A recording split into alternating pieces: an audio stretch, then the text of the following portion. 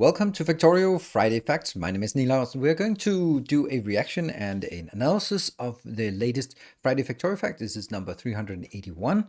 And I really like going through some of these when there's some massive news. Like we've done it a few times and it's been well received by you. So let's do it again because right now there is a lot of new information about space platforms and I think it's really exciting.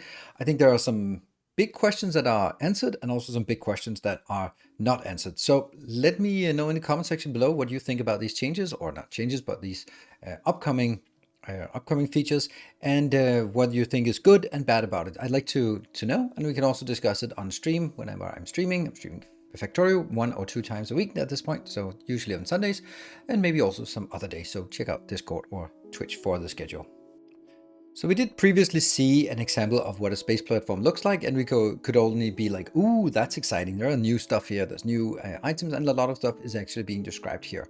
The first part is what is the purpose of it? And actually in the very first line, it gives us something really interesting. It says that it is flying factories that act as means of transportation between planets, both for players and items. So it's not only sort of static, but also moving between orbits of different planets. That's really exciting and something that's a massively new way of thinking about this, because you could kind of imagine that you build an orbital platform, but now you're also building these movable platforms. So it's both a train and a factory. It's interesting. First thing that happens is, of course, that we build the platform, and we do that with a starter pack. I think that's a really excellent idea, that you send up one item and then that's sort of, this is the hub. Very important. It's not a mall, it's a hub. It's a space platform hub. See? They are learning it. They are embracing our nomenclature. So that's good. It's a hub, and we'll have a single hub on each platform. That also means that you can't split a platform. It also means that you can't merge platforms. So once you have a platform, it starts with a starter pack, and then you build from there, and that can't connect to other ones.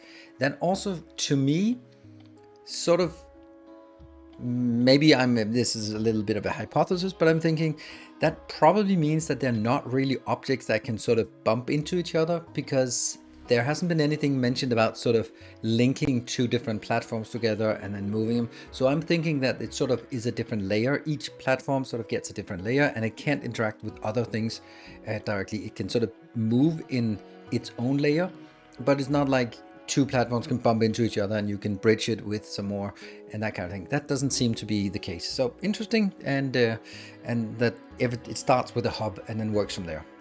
So here it says that the inventory is limited, and you can add these cargo modules. And it seems to me like these cargo modules do two things. They sort of increase the inventory space, and they also increase the surface area. So if you have one hub, but then you can add modules or these cargo modules around it, then you actually have a bigger surface area for which you can interact with belts in and out, or maybe add some furnaces or crushers or whatever around it, so you can interact with it. I think that basically what I'm reading here, it sounds like it's one big storage. So whatever you send to this platform is going to be in this storage. It's not going to be managed into sort of, okay, all the iron goes here and all the platform ingredients come here and here. And of course, you build the platform with items, or with kind of with landfill, or kind of like it works in space exploration. So you need to get those items up there as well. The next part is about how to actually get stuff into orbit, and it's pretty logical. With rockets. So you have rocket silo with rockets, you can send things to orbit.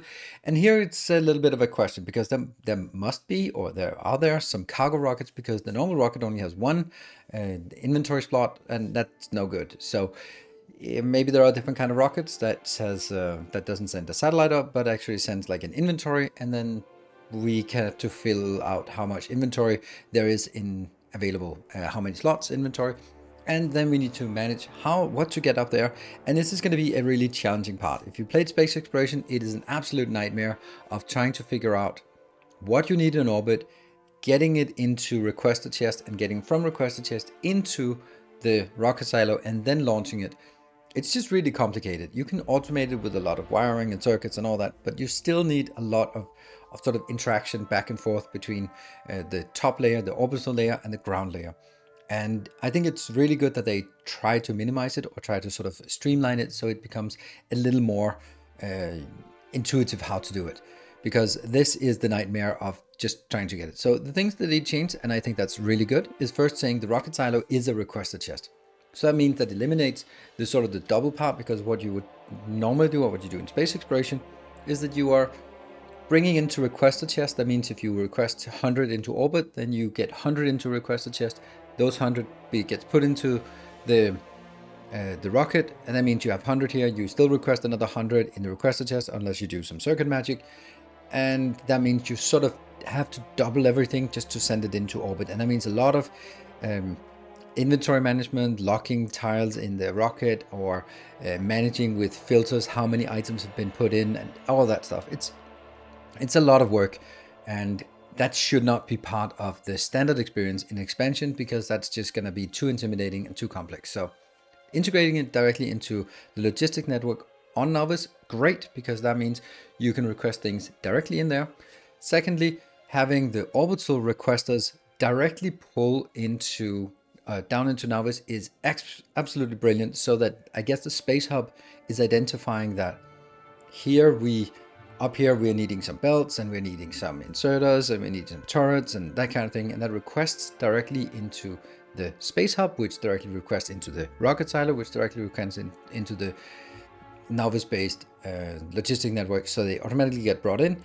Maybe it launches the rocket itself when it's full. Maybe you have to trigger it. I don't know. That's probably going to be something that can be circuit magic worked with, but it just means that things connect really well. There's also even the part when you place a ghost, it does a request on Novice. I'm not sure I like that, because when I'm designing stuff, I can just put down some ghosts, it'll pull in a request, then I'll remove the ghost and move it somewhere else, put the ghost again. Does that request it a second time, or will it just go like, well, you removed the ghost and now this? I don't know. I also think that in the beginning, since you can still load it manually, that it will be beneficial to have fill up with all the stuff that you think you need. You're gonna need belts and undergrounds and inserters and turrets and crushers and grabbers and furnaces and chemical plants. The stuff that you need, and just send a good batch of that to orbit and then start working in orbit from there. So I think that's something that will be hugely useful, and still something, and I don't know how much we're going to be using the fully automated. I think they will use it to a large extent, but probably not in the beginning. There's also a little hint about like a future undisclosed feature that you might want to sort of manually load for. That could be sort of, if we take inspiration from space exploration, there are these artifacts and stuff that you can find, and maybe it's something like that. You can find some stuff in orbit and you can request some items up to unlock it and get some rewards. I don't know. Maybe that's a way they want to go. Maybe that's not the way we want to go, but it's undisclosed, so more to come. Asteroids as resources and hazards. It's really interesting that they've chosen to go this path, and I think that's a great way to sort of distinguish itself from space exploration and also make something that's weird. Those grabber arms are still really weird, but it's fun. And there are 3 different types of asteroids. There are the metallic ones, which gives iron ore. There's the carbonic ones, which gives, I guess, carbon. And then there's oxide one, which gives probably some ice that you can melt in to get water. And those 3 items are going to be central for creating rocket fuel, which means that you actually can, and ammo as well, means you can actually get a lot of stuff done in orbit that you can make the platform self-sufficient. And I think that's absolutely brilliant that you make it such that it is a self-sufficient. So when you want the space platforms to move on a schedule between different orbits, for example, then you don't want to have it run out of fuel when it's midway, because that might be really difficult to fix. So having sort of building it self-sustaining so it can protect itself and it can fuel itself, that means it can just go back and forth. And I think that's a great idea, and that requires the grabbers. It requires later on some turrets so they can shoot the big asteroids into smaller asteroids, because otherwise they can impact and hurt. So here we have one of the items. We saw one of the new machines, the crusher. It basically takes the asteroid chunks and then makes them into some useful items. Nothing too fancy about it. We don't know how fast it goes. We don't know what it works. Well, it's just a mid-step process. It's basically like a furnace, I guess. So it just takes an item in and then processes into something more useful moving forward.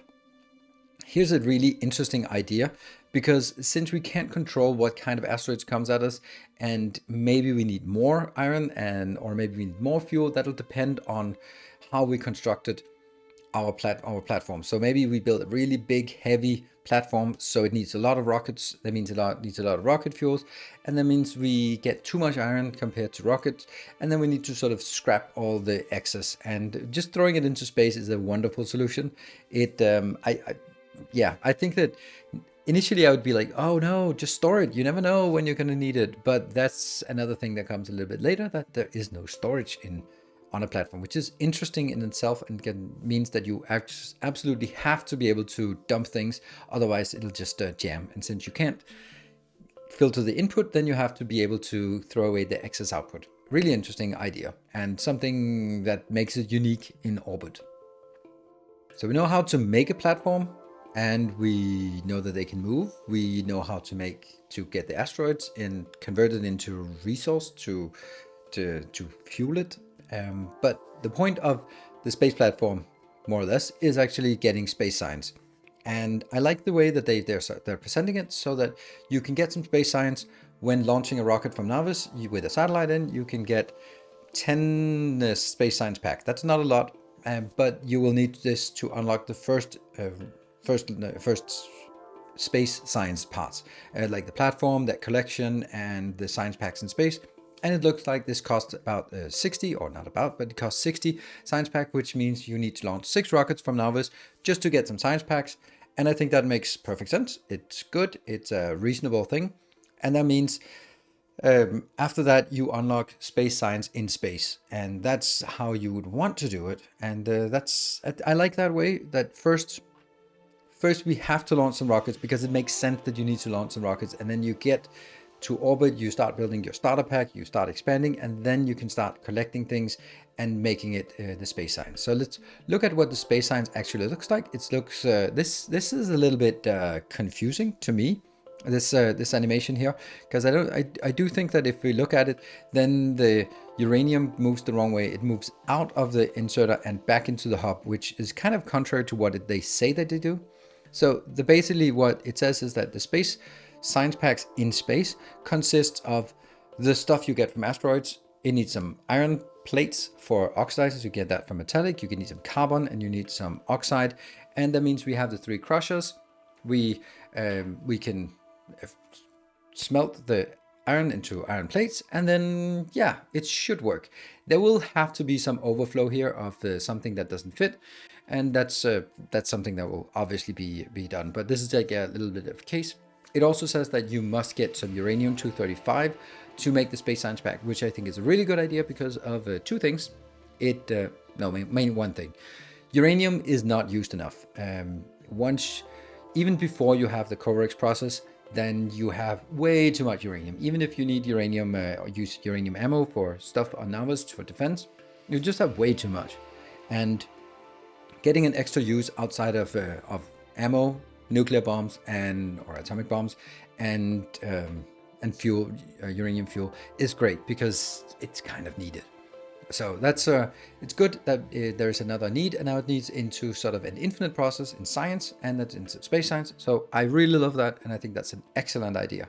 It also means that it's something that has to be done in orbit, this part, because it needs the carbon and oxide. So great, it works. It solves all the problems, and then after that, after the initial satellite launches, you go back into getting more of the infinite science, so you can get like robot upgrades and weapon upgrades with this space science, which is insanely nice, because at this point in the game, I would imagine that you get to orbit, you start building a little bit of science, you unlock some cool things like atomic bombs and Corex process, that kind of thing. But at that point, it's going to take a while for you to establish a space base and then get ready for the first planet. And during that time, it's good that you can have your science working on infinite science, as it seems like that's the case. So really good idea to have something to do with the science in this period where you are building up for the next base. So there's been a little bit of indication about moving space platforms, and there's definitely rockets, giant rockets. They look amazing. They look a little bit organic to me more than sort of industrial, but they look great. And how they work is with, again, stuff from asteroids. You need to make it in chemical plants. You take the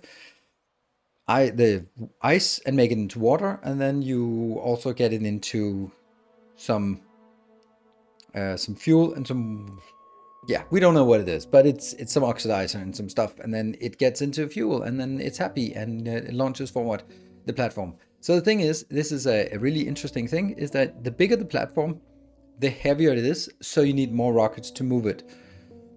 It's weird, right? It's in space. But I guess if we talk about it from an acceleration point, it makes sense, but from a velocity point, it doesn't make any sense.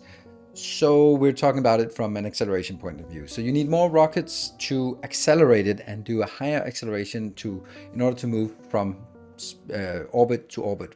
Since we're moving in orbit, it actually makes sense because there's some gravity there. It's not just out. Anyway, that's a little bit too common. It's not Kerbal Space Program, it's Factorio. So need more, bigger platform, more rockets, more fuel, more need for grabbing asteroids to make more fuel. So it's a good idea. This also means that there's a puzzle aspect, which I really like, about you don't want to build your platform bigger than you absolutely need, because then it's going to be expensive, which again, or it gets more expensive to fuel it and move it forward. So again, that's going to be really interesting. It's also interesting to think about what the balance is between the asteroids, because you're going to need more asteroids.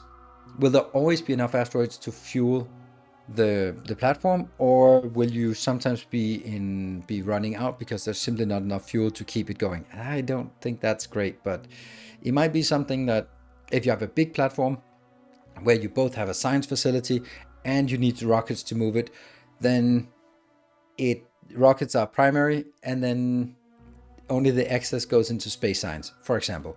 And that's going to be an interesting thing. And then the smaller, the more compact your platform can be, and do what you need it to do, the better it gets. So that means we have challenges for making efficient designs, which I like, and that's a fun challenge and something that definitely be a source of great both standardized designs, but also sort of custom designs for everyone. So cool. Lots of opportunities for design is amazing. Then there's a mentioning here that if you leave, or when you leave Navis orbit, and this is important because it's only when you leave Navis orbit, so when you can make the platform in orbit in a Navis, and then it won't be under threat. But as soon as you start moving away, then there will be bigger asteroids that could be a threat, and they will be, actually, if they collide with your platform, they can cause damage and eventually break it up into parts. And if it breaks up, then the part that is not connected to the hub, not the mole, the hub, will simply be destroyed. So you don't want to sort of have a flimsy thing and that gets cut in half, and then suddenly you've lost half your base. That sucks. But so you need defenses, and turrets have been chosen to be the defense. It's an interesting choice. You sort of think that lasers would be the choice or something, but I guess they need something with impact. So it also means that you can need some iron to make bullets to shoot down asteroids. And again, that's a good idea. So the asteroids come in big chunks, small chunks, and then the final chunks, and these final chunks can be grabbed with a grabber and become resources, and small chunks don't impact or don't cause damage to your platform. So it seems like a really good balance. Like the big chunks coming in needs to be broken into smaller parts, and then smaller parts again, and then they can be grabbed and used for resources. Excellent. Building rules is something that's really interesting. Like there are two sets of building rules. First, the part you can't have any discontinuous builds, so you can't sort of make a city block grid and then just leave it blank in the middle. So it has to be continuous all the way. I think that's a good idea. I think that one of the reasons why is because you don't want to sort of build a grid thing, and that would be weird. Also, I would imagine that you could also sort of build a grid and then have your engines in the middle, and it'll just be like really weird. Like in Cosmoteer, you have engines inside the hull of the ship, which is weird. And then maybe they kind of want to avoid that in some way, and by making it so that it has to be sort of one blob, then you can kind of avoid that. I think you can't quite avoid it, but it'll be less likely to happen. So I think that's a good idea, and it's an interesting design criteria that they've decided to add. But maybe it's because if you don't do it, the optimal design is going to be something they don't like, and then they sort of wanted to guide us towards something that looks like a platform and not like strings out and stuff like that. But I don't know. We'll see. It's the way it is, and that's fine. But the other building rules, they're actually the most interesting ones because that's making it a really different design criteria. So there are no robots in space. Everything is built with this remote view that was introduced in the last update, which is interesting, or last Friday fact. So you can build things from a remote view. That's interesting, but there are no robots. That means if things get damaged, you have to repair it yourself, I guess, because the robots can't do that. The robots can't replace it. It's really interesting how that works. And then you can't make any chests. This is also interesting. You can make tanks, but not chests. That means that to avoid excessive storage, I'm not sure I like this. I understand it, but it's an interesting design challenge, but I think that it'll eventually be something like, okay, we need furnaces. We need maybe more furnaces than we technically need because they can each store 100 iron plates. So that's a storage as well. And that's a little bit weird because you kind of want to make sure that if you go on a long journey, you kind of have some buffers. And maybe the buffer is going to be only in the hub, and that's where you can then put in your buffers. I don't know how big the inventory is going to be there, but it's going to be interesting nonetheless. Maybe you can only take out of it and not put in. We don't know. But it's an interesting challenge to not have chests. No vehicles. Well, doesn't matter, I guess, but no trains. So no space trains like in space exploration. So that's also an interesting prospect. And no burner inserters or no burner entities. That's kind of fine because it's in orbit, so not a lot of air to do burning.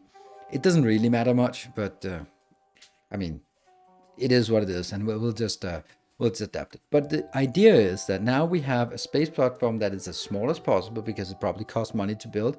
Plus, the bigger it is, the more fuel it consumes to move it. So we want to make it as compact as possible. On top of that, we don't have rockets and we don't have storage. So it's going to be a lot of belt squiggling thing. That's really interesting. So it opens up new design challenges, and it means that whatever we do in orbit is not the same as we do on the planet. That's a great challenge. So I really like that. And this is going to be really fun to do spaceship designs and sort of both do like orbital platforms that function as factories or another type of orbital platforms that are more like trains that carry things back and forth. Both are going to be really interesting to do some design work on. So another thing that isn't needed in space is power poles because the platform conducts electricity. Woo! Nice. Take that, Satisfactory. Ha! Platforms that conduct electricity. What a wonderful world. What a wonderful world. Other games have done that. So it's really nice so we don't have to manage power poles in orbit, which would also be like really silly. I think now that you think about it, like, what are those power poles actually doing? Like, yeah, okay. But that's not there and it's nice, but you're still going to need some power. And they say that the primary sort of type of power is solar panels, and that interestingly enough, that they are more efficient probably because there's no day-night cycle.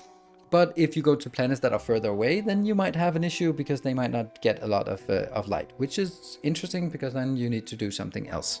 That something else can be nuclear power, but it can't be like steam power. I guess nuclear power is still steam power, but no burner inserters, but you can still do a boiler with then some nuclear fuel in. So that's, or not, a heat exchanger. That's what it is, heat exchanger.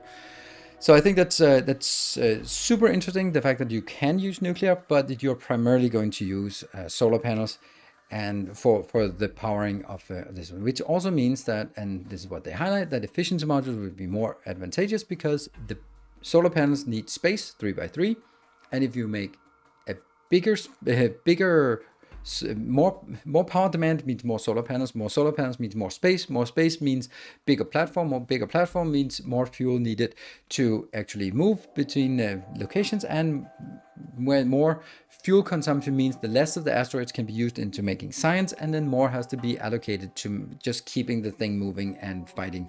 So I think that's a great balance. Again, sort of a new design criteria that we have to work under, and new some constraints. So really good move here. It's a little bit weird, but I like that it's same ingredients but put together in a different way in an orbital design framework.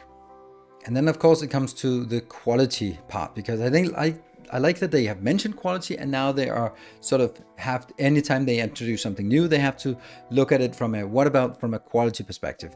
And the general thing is, if you have higher quality items, send them to orbit because space is more precious. So you want to get your best items in orbit.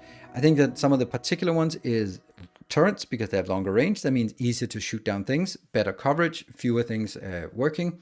And also, of course, the grabbers have more arms, and you can see how many arms these ones have. They have 4 arms, so I guess this is legendary, so they probably have 1 arm and then upgrade into however many arms there are. That means you need fewer grabbers, and again, like, they probably take power and all that stuff. So I think quality is really important when it comes to space travel.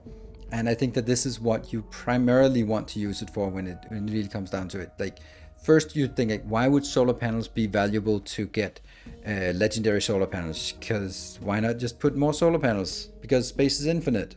On Novice, you have infinite space, pretty much. So who cares? But you might actually want it to send it into orbit so that you can have a smaller actual factory that can do the same thing. You could look at this factory here. It only has 6 solar panels to fuel the whole thing. That's pretty damn crazy. So I think it's very interesting, and I think it's definitely something you want. Maybe like better rockets would also be more efficient. Everything is just more efficient, and also just producing more at the same power cost. And then add some efficiency modules, and then you can probably get to a little bit crazy thing where you can actually have this big of a base fueled by 6 solar panels. Pretty cool, I think. Pretty cool indeed.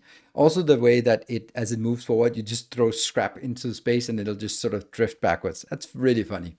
So I think this is a really good idea, and it's really good to consider how quality interacts with the new feature, and well, definitely higher quality in space. And that sort of brings us to a little bit of the conclusion here. So for me, my conclusion, which is also obviously their conclusion, I think that it's really good that there are new design challenges, and the stuff that is a design criteria on Novice is not the same design criteria in orbit. Like space, power is very much important. No robots, no storage. Really interesting things. Plus you will have to make compact designs, which is sometimes something I like, sometimes something I don't like. But look at this space here, this spaceship doesn't have any wasted space. I don't know if you can take away a space platform once you've made it. I hope so, because otherwise you misclick and then you're just screwed. So please let us allow us to remove platforms that are not when we misplace it. What I'm thinking about from my perspective is that I can guarantee you that we're going to do a hell of a lot of research and design on different types of orbital space platforms with different qualities. Like, here's a good initial one, here's how to expand it, blueprints, all that stuff. This is a good space train basically for transporting back and forth. Like, there are so many things that are so that can be standardized. And I do think that even though what they say is like, oh, there's so many feasibility, there's so many possibilities, like, do you want a big platform, do you want a small platform, do you want a fast one, do you want multiple? Like, I think that eventually there will emerge a standardization for this, like so many other things. Like, of course there are variations, but let's say stuff like smelting columns, they kind of look the same for everyone, and the ones that don't look the same are just strictly inferior to all the ones that look the same. And I think it's going to be a little bit like that. Same with sort of train unloading stations. There can be subtle variations, but there are some good designs and there are some bad designs. And I think that when it comes to space platforms, we'll definitely have some kind of standardized things that I'll be proposing. And I guess the quality will be sort of that little trick to it, because do you design for quality, or at what level of quality, and what if you have better or worse than I propose? It's going to be interesting. So I think that there's a lot of challenges here. There's a lot of potential for doing some really cool designs, and yeah, I'm really looking forward to getting into it, because this is what I wanted from the expansion. I wanted to get some new design challenges, and this is basically a completely new framework that will challenge us to come up with new and innovative designs that and also presenting new logistical challenges. So I'm really excited about this. I think this was a really good Friday Factorio fact, and I am super excited about everything that's mentioned here. The stuff that's weird, I can't say they're bad because I don't know. They're just weird, like no chests. And I can kind of see the point, and it's going to be exciting to get into that and just learn it. So what do you think is the best thing or the worst thing about what we know about space platforms? There are obviously things that we don't know yet, like how do you can bring stuff up to a hub and then you can transport to another planet, but how do you get it back down to the other planet? We don't know that yet. It would be nice with a space elevator, but I don't think that's going to happen. But yeah, there's a lot of interesting things that are not mentioned yet that we'll have to wait and see. So let's wait and see together. And if you can't wait until this expansion comes out, then I am streaming space exploration over on Twitch on Sundays and sometimes another day, but mainly on Sundays. And I try to make a YouTube video every week for what we've covered and a little bit further, so that you can also see it as a let's play for how to get to how to do space exploration, the mod, as a preparation and a teaser for what is a little bit of the inspiration for Space Age, the DLC. So thank you very much for watching. I hope you enjoyed it. If you do, be sure to hit the like button and consider subscribing to the channel. I'll see you guys either here on Twitch or maybe on Discord. Until next time, take care and stay effective.